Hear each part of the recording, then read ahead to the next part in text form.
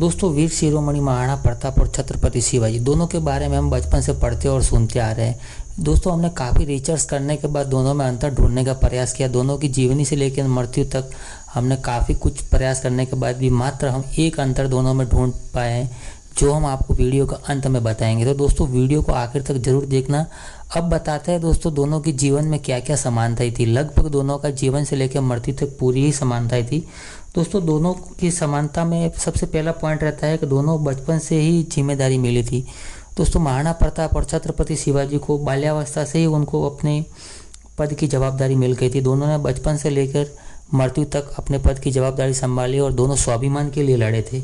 दोस्तों, दूसरा पॉइंट रहता है कि दोनों को जनता ने ही शासक चुना था। दोस्तों, महाराणा प्रताप और छत्रपति शिवाजी को अपने परिवार के द्वारा जो उत्तराधिकारी नहीं चुना गया, दोनों को जनता के द्वारा उत्तराधिकारी चुना गया, जो कि वो जनता में काफ़ी लोकप्रिय थे।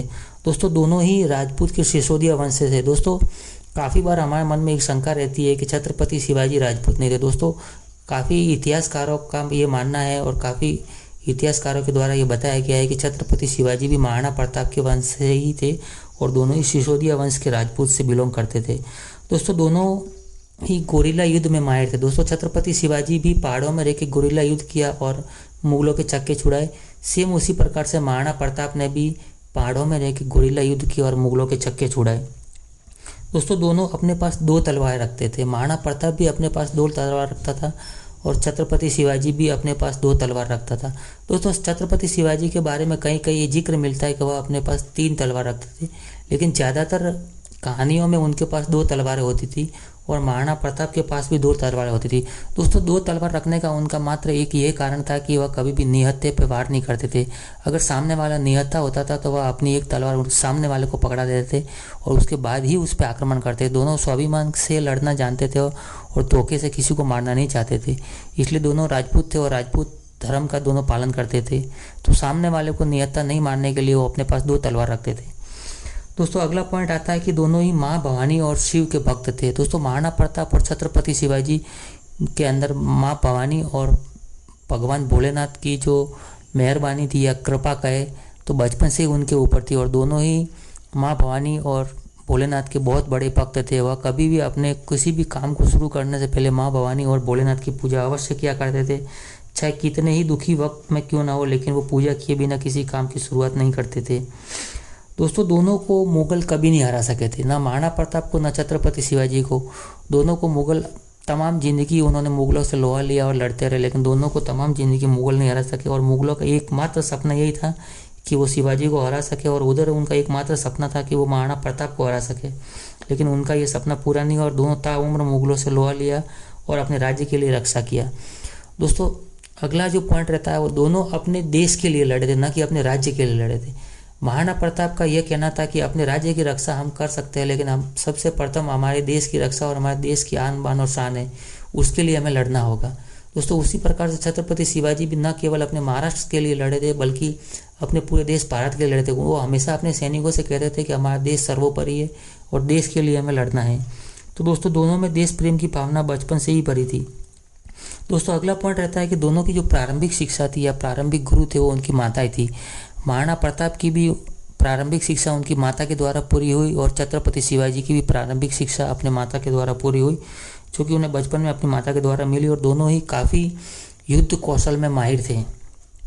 दोस्तों, अगला पॉइंट रहता है कि दोनों को ही जनता और अपने गुरुजनों द्वारा उपाधि मिली थी। दोस्तों, महाराज शिवाजी को छत्रपति की उपाधि उन जनता और गुरुजनों के द्वारा मिली थी, वहीं प्रताप सिंह को महाराणा प्रताप की उपाधि जो है वो जनता और अपने गुरुजनों के द्वारा मिली थी। दोनों ही जनप्रिय थे, जनता के बहुत ही प्रिय शासक थे। दोस्तों, दोनों ही बहुत ही माहिर घुड़सवार थे। महाराणा प्रताप और छत्रपति शिवाजी दोनों ही बहुत ही अच्छे और माहिर घुड़सवार थे। दोस्तों, यूँ तो कहा जाए तो मैदान में तो हर कोई घुड़सवारी करता है या रन में हर कोई घुड़सवारी कर सकता है, लेकिन दोनों के घोड़े एक अजीब प्रकार से युद्ध कौशल में माहिर थे और घुड़सवारी में माहिर थे। वह जमीन के मुकाबले पहाड़ी में ज़्यादा देर तक टिक सकते थे और ज़्यादा तेज़ भाग सकते थे। दोस्तों, यही खासियत उन्हें अन्य शासकों या अन्य राजाओं से अलग बनाती है कि दोनों ने पहाड़ी में अपना अड्डा बनाया और पहाड़ी में रहकर गुरिल्ला छापेमार युद्ध प्रणाली को अपनाया था और दोनों के घोड़े खास किस्म के थे जो पहाड़ी के रास्ते दौड़ने में बहुत माहिर थे और दुश्मन को कुछ ही समय में चकमा देके आंखों से ओझल हो जाते थे। दोस्तों छत्रपति शिवाजी का घोड़ा भी खुद इतना समझदार था कि छत्रपति शिवाजी को बोलने से पहले वह अपनी आंखों में देख के समझ जाता था। वही दोस्तों दूसरी तरफ महाराणा प्रताप का चेतक, जिसके बारे में तो आप और हम कुछ बोल भी नहीं सकते और कुछ कह भी नहीं सकते, वो तो हमारे देश में नहीं बल्कि पूरी दुनिया में प्रिय है। कहते हैं कि वो महाराणा प्रताप की सिर्फ आंख में देख के समझ जाता था कि महाराणा प्रताप क्या कहना चाहते हैं, और महाराणा प्रताप जैसे ही अपनी आंख घुमा देते उससे तीव्र गति से वह अपनी दिशा को घुमा देता था। तो दोस्तों ये थे कुछ दोनों में समानता है। दोस्तों हमने काफ़ी रिसर्च करने के बाद सिर्फ एक फ़र्क निकाला है जो हम आपको बताने जा रहे हैं। तो दोस्तों ये फ़र्क कुछ इस प्रकार से है।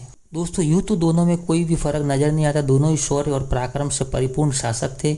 दोनों में अंतर मात्र समय और स्थान का था। दोस्तों शिरोमणि महाराणा प्रताप ने 1540 से लेकर 1597 तक मेवाड़ राज्य में शासन किया, जबकि वीर छत्रपति शिवाजी महाराज ने 1630 से लेकर 1680 तक रायगढ़ महाराष्ट्र में शासन किया। दोस्तों दोनों के बीच मात्र समय और स्थान का फर्क था, जबकि छत्रपति शिवाजी में पूरी तरह से महाराणा प्रताप के गुण थे और उन्होंने भी महाराणा प्रताप की तरह युद्ध कौशल और रणनीति को अपनाया था। दोस्तों बहुत सारे इतिहासकार ये कहते हैं कि महाराणा प्रताप का ही जो एक प्रकार से जन्म था जो छत्रपति शिवाजी के रूप में हुआ था, लेकिन दोस्तों दोनों का समय काल एक साथ होने के कारण काफ़ी अपवाद भी रहता है कि ये बात सही है नहीं। बल्कि दोस्तों इस वीडियो के पूरे निष्कर्ष से हमको सिर्फ यही एक फ़र्क नज़र आता है कि दोनों का जो फ़र्क था मात्र वो समय और स्थान का था। दोस्तों आशा करते हैं आपको ये प्रसंग बहुत अच्छा लगा होगा। दोस्तों प्रसंग अच्छा लगता है तो आप वीडियो को लाइक और चैनल को सब्सक्राइब जरूर करें, ताकि हम और आप मिलकर हमारी संस्कृति को बचा सकें। चलिए दोस्तों मिलते हैं एक और नई वीडियो में, तब तक के लिए अपना ख्याल रखना।